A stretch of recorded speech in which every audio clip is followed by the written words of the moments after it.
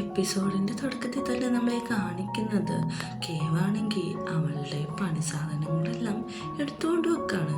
അപ്പോഴേക്ക് മിയവെന്ന് പറയുന്നുണ്ട്, ഞാൻ നിന്നെ സഹായിക്കുന്നത് വേറൊന്നും കൊണ്ടല്ല, പെട്ടെന്ന് നിന്റെ പണി നിർത്ത്, ഇവിടുന്ന് ജോമിനെ വിട്ടിട്ട് പൊക്കോളൂ എന്ന് പറയുന്നുണ്ട്. അങ്ങനെ അവളുടെ സാധനങ്ങളെല്ലാം മിയ തന്നെയാണ് എടുത്ത് വെക്കുന്നത്. അങ്ങനെ അവർ വർക്കിംഗ് സൈറ്റിലെത്തിയിട്ടുണ്ട്. ഇന്നത്തെ വർക്ക് വേറൊന്നല്ല, ഈ പോണ്ടിൽ വെള്ളമെല്ലാം പറ്റിക്കണം, അട്ടത് പറ്റിക്കണം. അതാണ് ഇത് കാണുന്ന മിയാണെങ്കിൽ ഒന്ന് തളരുന്നുണ്ട്. നമ്മുടെ കേവ് പറയുന്നുണ്ട്, നിനക്ക് പറ്റില്ലെങ്കിൽ നീ പൊക്കോ, ഞാൻ നിന്നെ നിർബന്ധിക്കുന്നൊന്നുമില്ലല്ലോ എന്ന് പറയുമ്പോഴേക്കും മോട്ടോർ പമ്പ് ചെയ്യാമല്ലോ എന്ന് പറയുമ്പോൾ ഈ ഭാഗത്തേക്ക് മോട്ടറൊന്നും കിട്ടാനായിട്ട് വലിയ ചാൻസ് ഒന്നുമില്ല, അതുകൊണ്ട് ഈ ബക്കറ്റിലൊക്കെ കോരിയിട്ട് കളയുന്നതായിരിക്കും നല്ലതെന്ന് പറയുന്നുണ്ട്. പറ്റില്ലെങ്കിൽ പൊക്കോന്ന് തന്നെ പറയുന്നുണ്ട്. പക്ഷെ വിട്ടുകൊടുക്കാൻ മനസ്സിലാതെ മിയാണെങ്കിൽ ഒരു കോലും ബക്കറ്റിൽ കണക്ട് ചെയ്തിട്ട് അതിൽ കൂടിയാണ് വെള്ളം കോരി കളഞ്ഞുകൊണ്ടിരിക്കുന്നത്. കുറേ നേരം കഴിയുമ്പോൾ അവൾക്ക് കൈവേദന എടുക്കുന്നുണ്ട്. ആ സമയത്ത് തന്നെ നമ്മുടെ ജോം വിളിക്കുന്നിട്ട്, തീ എന്താണ് മിയനെ കൊണ്ട് ചെയ്യിപ്പിക്കുന്നത് എന്ന് ചോദിക്കുമ്പോഴേക്കും അത് അവളുടെ നല്ലതിന് വേണ്ടിയിട്ടാണ്, അവൾ വീട്ടിൽ നിന്ന് വഴക്കിട്ടല്ല വന്നേക്കണത്, ഇതുകൊണ്ട് തന്നെ അവൾ തിരിച്ച് വേഗം പൊക്കോളും, നീ എന്നെ മനസ്സിലാക്കുമെന്ന് വിചാരിക്കുന്നു എന്ന് പറയുന്നുണ്ട്. അങ്ങനെ ജോമാണെങ്കിൽ അതിന് സമ്മതിച്ച് കോള് കട്ടയാണ്. അപ്പോഴാണ് മിയയുടെ അടുത്തേക്ക് അവിടെയുള്ള ഒരാൾ വന്നത്. നീ മിയല്ലേ, നീ എന്താണ് ഈ കാണിക്കുന്നത്? വാട്ടർ പമ്പ് വെച്ചാൽ തീരുന്ന കാര്യമില്ലെന്ന് വെക്കുന്നുണ്ട്. അതിനിവിടെ വാട്ടർ പമ്പ് വെക്കാൻ പറ്റുമെന്ന് വെക്കുമ്പോൾ പറ്റുമെന്നാണ് അയാൾ പറയുന്നത്. അതറിഞ്ഞ് അവൾ പണി നിർത്തി ദേഷ്യത്തിൽ കേവിൻ്റെ അടുത്തേക്ക് വരാണ്. നീ എന്തൊരു ദുഷ്ടിയാണ്, നീ എന്നെ കൊണ്ട് ഇത്രയധികം പണികളൊക്കെ ചെയ്യിപ്പിച്ചു, ഒരു മനസാക്ഷിയെങ്കിലും വേണ്ടേന്ന് പറഞ്ഞ് രണ്ടുപേരും തല്ലുപിടുത്തം പിന്നെ ആരംഭിക്കുകയാണ്. അവിടെ നിന്ന് തല്ലുപിടിച്ച് മെയ്യാണെങ്കിൽ കേവിൻ്റെ മേത്തേക്ക് വീഴുന്നതും തലയിടിച്ചിട്ട് കേവിൻ്റെ ബോധം പോകാണ്. കുറേ പ്രാവശ്യം മിയെ വിളിച്ചു നോക്കുന്നുണ്ടെങ്കിലും അത് അവൾ കേൾക്കുന്ന പോലും ഉണ്ടായിരുന്നില്ല. അങ്ങനെ അടുത്ത സീനിൽ നമ്മൾ കാണിക്കുന്നത് ജോമാണെങ്കിൽ അവൻ്റെ വർക്കിൻ്റെ കാര്യങ്ങളായിട്ട് പുറത്താണ്. അവിടെ തന്നെ യോയിൻ നിൽക്കുന്നുണ്ട്. യോയിനാണെങ്കിൽ ഇപ്പോൾ തനിക്ക് ജോമിന് ഇഷ്ടമെന്നുള്ളത് കൺഫേം ആയതുകൊണ്ട് തന്നെ അവനോട് ആ കാര്യം തുറന്നു പറയാൻ വേണ്ടിയിട്ട് നിൽക്കാണ്. എനിക്ക് നിന്നോടൊരു കാര്യം പറയാനുണ്ട്, അത് ഞാൻ പറയാൻ വന്നേന്ന് പറയുമ്പോൾ തന്നെ ജോമിൻ്റെ ഫോൺ അടിക്കാണ്. അങ്ങനെ അവൻ ആ കോൾ അറ്റൻഡ് ചെയ്യുന്നുണ്ട്. കോൾ അറ്റൻഡ് ചെയ്യുമ്പോൾ കേൾക്കുന്നത് കേവിനൊട്ടും പാടില്ല, വീട്ടിട്ട് വന്നു എന്നാണ്. ഇത് കേൾക്കുന്ന ജോമിനോയും കൂടി വീട്ടിലേക്ക് പെട്ടെന്ന് ചെല്ലുന്നുണ്ട്.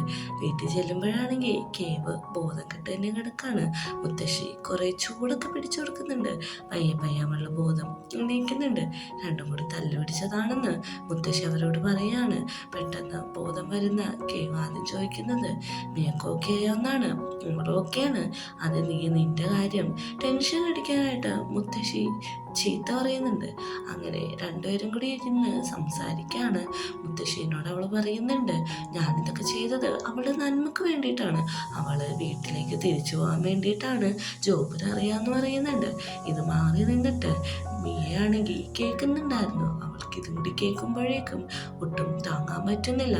അങ്ങനെ മുത്തശ്ശിയുടെ അടുത്തേക്ക് അവൾ ഓടി വരാണ്. വന്നിട്ട് പറയുന്നുണ്ട്, ഞാനിവിടെ നിൽക്കുന്നത് ഇഷ്ടമല്ലെങ്കിൽ നിങ്ങൾക്ക് അത് പറഞ്ഞാൽ മതിയായിരുന്നു, ഇങ്ങനെ വളഞ്ഞ വഴി ഉപയോഗിക്കണ്ടായിരുന്നു എന്ന് പറഞ്ഞ് അവൾ ദേഷ്യപ്പെട്ടു പോവുകയാണ്. നമ്മുടെ ജോമ് പുറകെ പോകാനായിട്ട് നിൽക്കുമ്പോഴേക്കും യോ പറയുന്നുണ്ട്, ഇപ്പം നീ പോകണ്ട, നിനക്ക് തോന്നുന്നുണ്ടോ നീ ഇപ്പോൾ പോയാൽ അവൾ നിന്നെ കേൾക്കുമെന്ന്, ഞാൻ പൊക്കോളാന്ന് പറഞ്ഞിട്ട് അവൻ അങ്ങോട്ട് പോവാണ്. നീയാണെങ്കിൽ കുളത്തിയിട്ട് കല്ലൊക്കെ എടുത്ത് എറിഞ്ഞുകൊണ്ടിരിക്കുകയാണ്. അങ്ങോട്ടേക്ക് നമ്മുടെ യോ ചെല്ലുന്നുണ്ട്. യോ ചെന്ന് പറയുന്നുണ്ട്, എനിക്കറിയാം നിനക്ക് സങ്കടം ഉണ്ടെന്ന്, പക്ഷെ എന്ത് ചെയ്യാൻ പറ്റും, ഇവിടുത്തെ ആൾക്കാരൊക്കെ ഇങ്ങനെയാണ്, എൻ്റെ കാര്യം തന്നെ നീ എടുത്തു നോക്ക്, എൻ്റെ അച്ഛനും അമ്മയും ഒരു കുരുത്തക്കേട് ചെയ്തതിൻ്റെ പേരിലാണ് എന്നെ ഇങ്ങോട്ട് പറഞ്ഞു വിട്ടേക്കുന്നത്. അതെന്താന്ന് വെച്ചിട്ടുണ്ടെങ്കിൽ ഞാൻ അവിടുത്തെ ഒരു പെണ്ണിനെ പ്രേമിച്ചു, അവൻ്റെ ബോയ് ഫ്രണ്ട് ആണെങ്കിൽ വലിയൊരു കാശുകാരൻ, ഒരു അടിപിടിക്കിടയിൽ ഞാൻ അവനെ അടിച്ചു, അതിൻ്റെ പേരിൽ അവർ കേസും വഴക്കൊക്കെ ഇട്ട് എന്നെ കൊല്ലുമെന്നുള്ള സിറ്റുവേഷൻ വന്നപ്പോഴാണ് എൻ്റെ അച്ഛനും അമ്മയും കൂടി എന്നെ ഇങ്ങോട്ട് പറഞ്ഞു വിട്ടത്. അതിലാതെ ഞാൻ റിഗ്രറ്റ് ചെയ്യുന്നുണ്ടെങ്കിലും ഇപ്പോഴേക്കും എനിക്ക് നന്നായിട്ട് സന്തോഷമുണ്ടെന്ന് പറയുന്നുണ്ട്. ഇതും കൂടി കേട്ടാൽ മിയ നന്നായിട്ട് കരയുന്നുണ്ട്. ആ സമയത്താണ് നമ്മുടെ മിയയുടെ അമ്മ അങ്ങോട്ട് വരുന്നത്. എന്നിട്ട് പറയുന്നുണ്ട്, എനിക്ക് അവളെ കാണാതിരിക്കാൻ പറ്റത്തില്ല, ഞാൻ ഇന്ന് തന്നെ കൂട്ടിക്കൊണ്ടു പോവാണ്. അവൾ എന്തേന്ന് നോക്കുന്നുണ്ട്. ജോമിന് വേറെ വഴിയില്ലാഞ്ഞിട്ട് നടന്ന കാര്യങ്ങളൊക്കെ പറയുന്നുണ്ട്. നമ്മുടെ കേവാണെങ്കിൽ അനിയനോട് സോറിയൊക്കെ ചോദിക്കുന്നുണ്ട്. ഇതെല്ലാം ഞാൻ കാരണമെന്ന് പറയുമ്പോഴേക്കും അല്ല, ഇതെല്ലാം എൻ്റെ തെറ്റാണെന്നാണ് അമ്മ പറയുന്നത്.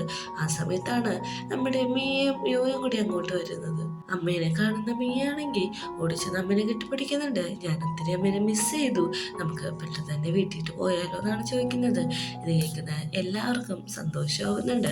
നമ്മുടെ ജോമും കേവാണെങ്കിൽ സോറി വയ്ക്കുന്നുണ്ട്. ഞങ്ങൾ കാരണം നിനക്ക് ബുദ്ധിമുട്ടുണ്ടായിട്ടുണ്ടെങ്കിൽ ഞങ്ങളോട് ക്ഷമിക്കണമെന്ന് പറയുന്നുണ്ട്. മിയാണെങ്കിൽ പറയുന്നുണ്ട് ഞാൻ ക്ഷമിക്കാം, ഇൻസ്റ്റൻ്റ് ആയിട്ട് തന്നെ ഐ ലവ് യു എന്ന് പറഞ്ഞാൽ മതി എന്ന് പറയുന്നുണ്ട്. തമാശയൊന്നും കൂട്ടിച്ചേർക്കുന്നുണ്ട്. അങ്ങനെ സ്കൂളിലാണെങ്കിൽ നമ്മുടെ ആ റോസിന് പ്രപ്പോസ് ചെയ്യുന്ന ചെക്കൻ ഭയങ്കര ഇതിലാണ് ഇരിക്കുന്നത്. ബാക്കി കൂട്ടുകാരന്മാർ പറയുന്നുണ്ട് നമുക്ക് ഈ സ്കൂളിൽ പോപ്പുലറായിട്ടുള്ള ആ റോസിൻ്റെ കൂടെയുള്ള നല്ല ഭംഗിയുള്ള പെൺകുട്ടീനെയും കൂടി പ്രപ്പോസ് ചെയ്താലോ. അപ്പോൾ എല്ലാവരും മുമ്പേ നമ്മളാവും സ്റ്റാർ എന്നൊക്കെ പറഞ്ഞുകൊണ്ടേക്കാണ്. ആ സമയത്ത് തന്നെയാണ് റോസ് അങ്ങോട്ട് വന്നിട്ട് ഒരു സാൻഡ്വിച്ച് പോസ് കൊടുക്കുന്നത്. അതിൽ ഞാൻ ഉണ്ടാക്കിയ സാൻഡ്വിച്ചാണ്, നീ ഫുള്ളും കഴിക്കണം, ഒന്നുപോലും ബാക്കി വെക്കരുത് എന്ന് പറയുന്നുണ്ട്. കൂട്ടുകാരന്മാർ എന്താണ് നടക്കുന്നതെന്ന് അറിയാതെ നിൽക്കാണ്. എന്നാണ് ഇവളിങ്ങനെ കൊണ്ടുവന്ന് അറിയാതെ നിൽക്കുമ്പോഴേക്കും യോനെ ഞാൻ കണ്ടായിരുന്നു. അവന് മനസ്സിലായി എനിക്ക് ഇവളോട് ഇഷ്ടമുണ്ടെന്ന്. അത് തുറന്നു പറയാൻ പറഞ്ഞു. അങ്ങനെ ഞാനത് തുറന്നു പറഞ്ഞു എന്നാണ് പറയുന്നത്. അങ്ങനെ യോ നിൽക്കുന്ന സ്ഥലത്തേക്ക് നമ്മുടെ പിള്ളേര് ചെല്ലാണ്. ആ വില്ലനായ ചെക്കൻ പറയുന്നുണ്ട് എനിക്ക് ഇനി നിന്നോട് ഫൈറ്റിനൊന്നും വരാൻ പറ്റത്തില്ല, നമുക്ക് ഫ്രണ്ട്സ് ആവാം, എനിക്കൊരു കാര്യം പറയാനുണ്ട്, എനിക്ക് ആ പ്രിട്ടികളിന് ഇഷ്ടമാണെന്ന് പറയുന്നുണ്ട്. അത് ഞാൻ അന്നേ പറഞ്ഞല്ലേ നീ തുറന്നു പറയാനായിട്ട്, അതെനിക്ക് പേടിയാണ് എന്ന് എന്നെ ഒന്ന് സഹായിക്കണമെന്നും കൂടി പറയുന്നുണ്ട്. അങ്ങനെ അവരുടെ തല്ലുകൊടുത്തൊക്കെ മാറി ഫ്രണ്ട്സ് ആയല്ലോ. അതുകൊണ്ട് എന്നെ ഷൈക്കാൻ്റെ കൊടുക്കാണ്. ഇനി നിനക്ക് എന്നോട് എന്തെങ്കിലും പറയാനുണ്ടോയെന്ന് ചോദിക്കുമ്പോഴേക്കും ഞാൻ എൻ്റെ വാഷ് ചെയ്തിട്ട് ഞാൻ യൂറിൻ പാസ് ചെയ്ത് കഴിഞ്ഞിട്ടെന്ന് പറയുന്നുണ്ട്. അവൻ പേടിക്കുന്നുണ്ട്. ഹാൻഡിൻ്റെ അടുത്ത് അവൻ വായി വെക്കാണ്. ഇത് കാണുന്ന കൂട്ടുകാരെല്ലാവരും കൂടി ഛർദ്ദിക്കാൻ പോണ പോലെ ആറ്റിയാണ്. എന്ത് ചെയ്യണമെന്നും അറിയാതെ അവനും പെട്ടെന്ന് തന്നെ പാനിക്കാവുന്നുണ്ട്. പെട്ടെന്ന് തന്നെ അവൻ പോയിട്ട് വായിൽ കൈയൊക്കെ ഇട്ടിട്ട് ഛർദ്ദിക്കാൻ നോക്കാണ്.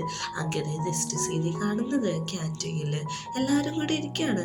അവരെ പ്ലാൻ എന്താണെന്ന് വെച്ചിട്ടുണ്ടെങ്കിൽ അപ്പുറത്തേക്കുകളെ ഇവരായിട്ട് അടുപ്പിക്കണം. അതുകൊണ്ട് തന്നെ അവർ വന്ന സമയത്ത് യോ അങ്ങോട്ട് വന്നിരിക്കുകയാണ്. വന്നിരുന്നിട്ട് പറയുന്നുണ്ട് ഞങ്ങളുടെ നാട്ടിലൊരു കോൺടാക്ട്സ് ഉണ്ട്, നിങ്ങളെല്ലാവരും കാണാൻ വേണ്ടിയിട്ട് വരുമോന്നൊക്കെ ചോദിക്കുന്നുണ്ട്. എല്ലാവരും വരാമെന്ന് പറയുന്നുണ്ട്. ഈ പെൺകുട്ടിയാണെങ്കിൽ അത് നോട്ട് ചെയ്യുന്നുണ്ട്. വേറൊന്നുമില്ല, നമ്മുടെ ഇവിടുത്തെ പോലത്തെ സൗന്ദര്യ മത്സരമില്ലേ അതേപോലത്തെ ഒരു മത്സരമാണ്. റോസ് ചോദിക്കുന്നുണ്ട് നിനക്ക് വേണ്ടി ഞാൻ അവരോട് വേണമെങ്കിൽ ചോദിക്കാന്നേ, അതിൻ്റെ ആവശ്യമൊന്നുമില്ല, എനിക്ക് അത് അറിയാൻ വേണ്ടിയിട്ട് വലിയ ക്യൂരിയോസിറ്റി ഒന്നും ഇല്ലാത്തതാണ് ആ പ്രത്യേകകൾ പറയുന്നുണ്ട്. പക്ഷെ അവിടെ പോയിട്ടിരുന്നിട്ടും അവളുടെ മനസ്സിൽ ആ ചിന്ത തന്നെയാണ്. അവൾ ചോദിക്കുന്നുണ്ട് ഞാനും അതേ പങ്കെടുക്കട്ടെ എന്ന് പങ്കെടുക്കാൻ പറയുന്നുണ്ട്. അങ്ങനെ റോസ് ആണെങ്കിൽ അവരുടെ ഐഡിയ വിജയിച്ചു എന്നുള്ള രീതിയിൽ ഇവന്മാർക്ക് മെസ്സേജ് അയക്കാണ്. അപ്പോഴാണ് നമുക്ക് മനസ്സിലാവുന്നത് റോസും ഇവന്മാരെ ഗ്യാങ്ങിൽപ്പെട്ട ഒരു പെൺകുട്ടി തന്നെയാണ്. അങ്ങനെ അവർക്ക് മെസ്സേജ് അയക്കുന്നുണ്ട് നമ്മുടെ പ്ലാൻ സക്സസ് ആയിന്ന്. ഇത് കേൾക്കുന്ന അവന്മാരെല്ലാവരും കൂടി ഭയങ്കരമായിട്ട് ബഹളം വെക്കാണ്. മിണ്ടാതിരിക്കാൻ യോ പറയുന്നുണ്ട് ഇനിയെല്ലാം പോച്ചായിൽ വെച്ച് കാണാന്നാണ് പറയുന്നത്. നമ്മുടെ അങ്കിളാണെങ്കിൽ ഭയങ്കര ബിസിയിലാണ്. അങ്കിളിനെ നമ്മുടെ ജോമിൻ്റെ അച്ഛൻ്റെ ആ ഫ്രണ്ട് വിളിക്കാണ്. എന്നിട്ട് പറയുന്നുണ്ട് ഞാൻ പറഞ്ഞ കാര്യം നീ എന്താണ് ചെയ്യാത്തതെന്ന് നോക്കുമ്പോഴേക്കും അതിനൊക്കെ ക്യാഷ് വേണം, ക്യാഷ് കുറച്ചധികം അയച്ചു തരാൻ പറയുന്നുണ്ട്. നിനക്ക് പറ്റില്ലെങ്കിൽ വേണ്ട, ഞാൻ വേറെ ആളെ വെച്ചോളാന്ന് അങ്കിള് ദേഷ്യത്തിൽ പറയുന്നുണ്ട്. എത്ര ദിവസമായി ഞാൻ പറഞ്ഞ കാര്യം ചെയ്യാൻ പറയുന്നു, എന്നിട്ട് നീ ഇങ്ങനെ അലസതയായിട്ടാണല്ലോ നടക്കുന്നത്, എനിക്കിതൊന്നും കാണാൻ പറ്റത്തില്ല, ഞാൻ ആളെ മാറ്റാൻ പോവാന്ന് ദേഷ്യത്തിൽ പറയുമ്പോൾ അങ്കിള് പറയുന്നുണ്ട് വേണ്ട ഞാൻ തന്നെ ചെയ്തോളാന്ന്. പക്ഷെ അയാളൊന്നും കേൾക്കാതെ കോള് കട്ടയാണ്. അവനോട് പറയുന്നുണ്ട് ഞാൻ ഇനി ചീഫായി കഴിഞ്ഞിട്ടുണ്ടെങ്കിൽ ഇവനക്ക് എൻ്റെ കാല് പിടിക്കുന്നു. പിന്നെ നമ്മുടെ ജോമിൻ്റെ വീട്ടിൽ വന്ന പെണ്ണ് ആരാന്ന് നോക്കുന്നുണ്ട്, അത് അഗ്രികൾച്ചർ സെർച്ചിന് വേണ്ടി വന്നതാണ്, വേറെ ആരുമല്ലാന്ന് പറയുമ്പോൾ അവളെ പറ്റി കൂടുതൽ ഒന്ന് അറിഞ്ഞിരിക്കുന്നത് നല്ലതായിരിക്കും എന്നും അങ്കിൾ കൂട്ടിച്ചേർക്കുന്നുണ്ട്. അങ്ങനെ യോയാണെങ്കിൽ ഡൈനിങ് ഹാളിട്ട് വരുമ്പോഴേക്കും അവിടെ കുറേ ഡ്രസ്സ് വാഷ് ചെയ്യാൻ ഡ്രസ്സെല്ലാം അവൻ എടുക്കുന്നുണ്ട്. അതിൽ കൂടുതലും നമ്മുടെ ജോമിൻ്റെ ഡ്രസ്സുകളാണ്. അവൻ ആലോചിക്കുന്നുണ്ട് കഴിഞ്ഞ ദിവസം രാത്രി മഴയത്തൊക്കെ കളിച്ചല്ലോ, അന്ന് നനഞ്ഞ ഡ്രസ്സുകളാണ് ഇതുവരെ ജോമ് അലക്കിയിട്ടില്ലെന്നുള്ള സത്യം മനസ്സിലാവാണ്. പെട്ടെന്ന് അങ്ങോട്ട് ജോമ് കയറി വരുന്നുണ്ട്. എന്നാ നീ ഇവിടെ ചെയ്തുകൊണ്ടിരിക്കണേന്ന് നോക്കുമ്പോഴേക്കും ഞാനൊന്നും ചെയ്യണില്ല, ഡ്രസ്സ് വാഷ് ചെയ്യാൻ പോയപ്പോഴാണ് നിൻ്റെ ഡ്രസ്സൊക്കെ കണ്ടത്, അതുകൊണ്ട് ജസ്റ്റ് വാഷ് ചെയ്യാമെന്ന് വിചാരിച്ചു എന്ന് പറയാണ്. പക്ഷേ നമ്മുടെ യോയ്ക്ക് അവനിൽ അട്രാക്ഷൻ തോന്നി. അവൻ അവനെ തന്നെ ലീച്ച് നിൽക്കാണ്. നമ്മുടെ ജോബ് വയ്ക്കുന്നുണ്ട്, നിനക്ക് കാര്യമായിട്ട് എന്തോ ഒരു പ്രശ്നമുണ്ടല്ലോ എന്ന്, എനിക്ക് നിന്നോടൊരു കാര്യം പറയാനുണ്ടെന്നും പറഞ്ഞ് അവൻ പറയാൻ വരുമ്പോഴാണ് പെട്ടെന്ന് അങ്ങോട്ട് ഒരാൾ കയറി വരുന്നത്. നമ്മുടെ കരിമ്പ് പാടത്ത് തീ പിടിച്ചു. ഏറ്റവും ബുദ്ധിമുട്ടുള്ള കാര്യം എന്താണെന്ന് വെച്ചാൽ അത് കേവുണ്ട് എന്ന് പറയുന്നുണ്ട്. എല്ലാവരും കൂടി അങ്ങോട്ട് പോകാനായിട്ട് പെട്ടെന്ന് യാത്രയാകുന്നുണ്ട്. നമ്മുടെ യോയിനോട് ജോമ വരണ്ടെന്നാണ് പറയുന്നത്. പക്ഷെ എനിക്ക് CPR ഒക്കെ കൊടുക്കാനറിയാം, കുറച്ച് പേരെ ഞാൻ രക്ഷിക്കാമെന്ന് നമ്മുടെ യോയാണെങ്കിൽ ഉറപ്പ് കൊടുക്കുന്നുണ്ട്. അതുകൊണ്ട് തന്നെ നീ വന്നോളാൻ പറയുന്നുണ്ട്. കേവാണെങ്കിൽ ഈ കാര്യമൊന്നും അറിയാതെ കരിമ്പ് പാടത്തിരുന്ന് അവളുടെ റിസർച്ചിന് വേണ്ട മണ്ണെല്ലാം കളക്ട് ചെയ്തുകൊണ്ടിരിക്കുകയാണ്. പെട്ടെന്ന് നമ്മുടെ ജോമ വിളിക്കുന്നുണ്ട്. അവിടെ പാടത്ത് തീ പടർന്നു, നീ പെട്ടെന്ന് തന്നെ പുറത്തേക്ക് ഇറങ്ങണമെന്നാണ് പറയുന്നത്. ഞാൻ നിൽക്കുന്ന സ്ഥലത്തൊന്നും കുഴപ്പമില്ലല്ലോ എന്ന് പറയുമ്പോഴേക്കും പെട്ടെന്ന് അങ്ങോട്ട് തീ വരാണ്. അവിടുന്ന് നമ്മുടെ കേവാണെങ്കിൽ നന്നായിട്ട് ഓടാൻ ശ്രമിക്കുന്നുണ്ട്. ഓൾറെഡി അവിടെ ആൾക്കാരൊക്കെ തിങ്ങി നിറഞ്ഞിട്ടുണ്ട്. പാടത്തിന്റെ നടുക്ക് വരെ തീ പടർന്നിട്ടുണ്ട്. കേവിന് കിട്ടിയോന്ന് വന്നുടനെ തന്നെ നമ്മുടെ ജോമ വയ്ക്കുന്നുണ്ട്. പക്ഷെ പറയുന്നത് കേവിന് കിട്ടിയിട്ടില്ല, അതിൻ്റെ ഉള്ളിൽ കുറച്ചും കൂടി വർക്കേഴ്സ് ഉണ്ടെന്നാണ് തോന്നുന്നതെന്നാണ്. നമ്മുടെ ജോമാണെങ്കിൽ ഒരു വില്ലേജ് ചീഫ് തന്നെ ആയതുകൊണ്ട് അവൻ തന്നെ പോയി രക്ഷിച്ചോളാന്ന് പറയുന്നുണ്ട്. യോവനോട് പറയുന്നുണ്ട് ഇവിടെ അടങ്ങി നിൽക്കണം, എങ്ങോട്ടും പോകരുതെന്ന്. യോ പക്ഷേ സമ്മതിക്കുന്നില്ല. ഇതിന്റെ കടമയാണെന്നാണ് നമ്മുടെ ജോം പറയുന്നത്. ജോമാണെങ്കിൽ ആ പാടത്തിന്റെ ഉള്ളിലേക്ക് പോകുന്നുണ്ട്. കുറെ നോക്കുന്നുണ്ടെങ്കിലും കേവിനെ കാണുന്നില്ല. അതിൻ്റെ ഉള്ളിൽ മറ്റേ സെർച്ചിന് വന്ന പോലീസുകാരും കാര്യങ്ങളൊക്കെ ഉണ്ട്. അങ്ങനെ നമ്മുടെ കേവിനെ കിട്ടാണ്. കേവിനെ കിട്ടിയ ഉടനെ കേവ് പറയാണ് അതിൻ്റെ ഉള്ളിൽ ആൾക്കാരുണ്ടെന്ന് തോന്നുന്നു. ഒച്ചയനക്കൊക്കെ കുറെ നേരമായി കേട്ടോണ്ടിരിക്കണേ എന്നുള്ള കാര്യങ്ങളൊക്കെ അവള് പറയാണ്. അങ്ങനെ അവളെ പോലീസുകാരനെ കൊടുത്തിട്ട് പുറത്തേക്ക് വിടാണ്. അവള് പുറത്ത് വന്നിട്ട് യോനോട് പറയുന്നിട്ട് നമ്മുടെ ജോബാണെങ്കിൽ ആൾക്കാരെ രക്ഷിക്കാനായിട്ട് അതിൻ്റെ ഉള്ളിട്ട് കയറിപ്പോയിട്ടിട്ട് ഞാൻ പറഞ്ഞു അവനോട് പോകണ്ടാന്ന്. പക്ഷെ അവൻ അതിൻ്റെ ഉള്ളിട്ട് തന്നെ കയറിപ്പോയെന്നാണ് പറയുന്നത്. നമ്മുടെ യോ ഇത് കേട്ട ഉടനെ ജോബിനെ രക്ഷിക്കാനായിട്ട് ഉള്ളിട്ട് കയറുന്നുണ്ട്. മാറി നിന്ന് അങ്കിളും ആ കുട്ടിയും കൂടി ഇത് കാണുന്നുണ്ട്. അവരാണ് ഈ പരിപാടിയല്ല ചെയ്തു വെച്ചിരിക്കുന്നത്. അങ്ങനെ നമ്മുടെ ജോബിനെ തപ്പി യോ നടക്കുന്നുണ്ടെങ്കിലും ജോബ് വേറെ വഴിയാണ് നടക്കുന്നത്. അങ്ങനെ അവസാനം നമ്മുടെ ജോബിന് ശ്വാസം കിട്ടാതെ ഒരു ബ്ലാസ്റ്റ് ഉണ്ടായി താഴെ വീണ് കിടക്കാണ്. ഈ കൃത്യസമയത്ത് തന്നെയാണ് യോ അങ്ങോട്ട് വരുന്നത്. യോ വന്നിട്ട് പറയുന്നുണ്ട് നീ പേടിക്കണ്ട, നമുക്കിപ്പോൾ തന്നെ വീട്ടിലേക്ക് പോകാമെന്ന്. പയ്യെ പയ്യെ നമ്മുടെ ജോബിൻ്റെ ബോധം നഷ്ടമാണ്. അങ്ങനെ അടുത്ത സീനിൽ കാണിക്കുന്നത് ഹോസ്പിറ്റലാണ്. ഹോസ്പിറ്റല് ഓൾറെഡി എല്ലാവരും ഉണ്ട്. മുത്തശ്ശി വന്ന് വഹിക്കുന്നുണ്ട്. ഡോക്ടർ എന്തെങ്കിലും പറഞ്ഞോ എന്ന്. ഇതുവരെ ഡോക്ടർ ഒന്നും വന്ന് പറഞ്ഞിട്ടില്ല എന്നാണ് പറയുന്നത്. പെട്ടെന്നാണ് അങ്ങോട്ട് ഡോക്ടർ വരുന്നത്. ഡോക്ടർ വന്നിട്ട് പറയുന്നുണ്ട് അവ കുറെ പുക ഉള്ളിലേക്ക് എടുത്തിട്ടുണ്ട്, അതുകൊണ്ട് ഓർഗൻസിനൊക്കെ എന്തെങ്കിലും ബുദ്ധിമുട്ട് വന്നാലോ, അതുകൊണ്ട് കുറച്ച് ദിവസം ഇവിടെ കിടക്കട്ടെ എന്ന് പറയുന്നുണ്ട്. യോയാണെങ്കിൽ ഞാനിവിടെ നിന്നോളാന്ന് പറയുമ്പോഴേക്കും നമ്മുടെ അങ്കിളും മുത്തശ്ശിയൊന്നും സമ്മതിക്കില്ല. നീ വീട്ടിൽ പോയി റെസ്റ്റ് എടുക്കാനാണ് പറയുന്നത്. അങ്ങനെ പിറ്റേ ദിവസം രാവിലെ നമ്മുടെ കേവ് അവിടെ തന്നെ ഉണ്ടായിരിക്കും. കേവ് നോക്കുമ്പോഴേക്കും ജോമ് എണീറ്റിട്ടുണ്ട്. യോഗ ഓക്കെയാണോ എന്ന് ചോദിക്കുന്നുണ്ട്. എല്ലാവരും സേഫാണ്, കുഴപ്പമൊന്നുമില്ല എന്ന് പറയുന്നുണ്ട്. അങ്ങോട്ടേക്ക് യോഗേറി വരുന്നുണ്ട്. നീ ഓക്കെയാണോ എന്ന് ചോദിക്കുന്നുണ്ട്. ഓക്കെയാണ്, പക്ഷെ എനിക്ക് വയറാനായിട്ട് വേദനിക്കുന്നു എന്ന് പറയാണ്. എന്താണ് കാരണം എന്ന് ചോദിക്കുമ്പോഴേക്കും എനിക്ക് നന്നായിട്ട് വിശക്കുന്നു എന്നാണ് പറയുന്നത്. നമ്മുടെ ഇവളാണെങ്കിൽ അതായത് കേവാണെങ്കിൽ വീട്ടിലേക്ക് തിരിച്ചു വരുന്നുണ്ട്. എല്ലാവരും ഓക്കെ ആയിട്ടുണ്ട്. അങ്ങനെ നമ്മുടെ യോയും ജോബിനെ ഇരുത്തിയിട്ട് അവിടുത്തെ മുതിർന്ന ആളുകളെല്ലാവരും കൂടി അവർക്ക് രക്ഷയായിട്ട് ഒരു ബാൻഡൊക്കെ കെട്ടിക്കൊടുക്കാണ്. നമ്മുടെ പിള്ളേര് സെറ്റാണെങ്കിൽ വെണ്ടിങ്ങിൽ പാടുന്ന ഒരു പാട്ടും കൂടി പാടാണ്. ഇത് കേൾക്കുന്ന മുത്തശ്ശി ഒച്ചെടുക്കുന്നുണ്ട്. നിങ്ങൾ എന്തൊക്കെയാണ് ഈ പാടുന്നത്? ഇവിടെ കല്യാണമൊന്നുമല്ല നടക്കുന്നത്, അവരെ ഞാൻ അനുഗ്രഹിച്ചതാണെന്നാണ് പറയുന്നത്. അങ്ങനെ നമ്മുടെ ജോബിൻ്റെ അടുത്ത് അങ്കിൾ വന്നിട്ട് പറയാണ് ഇതെല്ലാം ചെയ്തത് അങ്കിളാണ്, അതുകൊണ്ട് തന്നെ നമുക്ക് അതിൻ്റെ ഇടയിൽ കേസിന് കാര്യങ്ങൾക്കൊക്കെ പോകണം. ഇത് കണ്ടത് കേവും കണ്ടിട്ടുണ്ട്, ഒരു കാറ് ആ വഴി പോകുന്നത്. അങ്ങനെ അവര് വിഷയത്തോട്ട് സംസാരിച്ചിരിക്കുമ്പോഴാണ് നമ്മുടെ യോ വന്നിട്ട് പറയുന്നത് എന്നെ ഒന്ന് ആ ലോട്ടസിന്റെ പാടത്ത് കൊണ്ടുപോവോ, എനിക്ക് മൈൻഡ് ഒന്ന് ഫ്രഷ് ആവണമെന്ന് പറയുമ്പോഴേക്കും കൊണ്ടുപോയാലോ, എല്ലാവരെയും വിളിച്ചോന്ന് അറിയുന്നുണ്ട്. എനിക്ക് നിന്റെ ഒപ്പം ഒറ്റക്കാട് വരേണ്ടതെന്ന് പറയുന്നുണ്ട്. ഓക്കെ, അങ്ങനെയാണെങ്കിൽ നമുക്ക് പോകാന്ന് പറയുന്നുണ്ട്.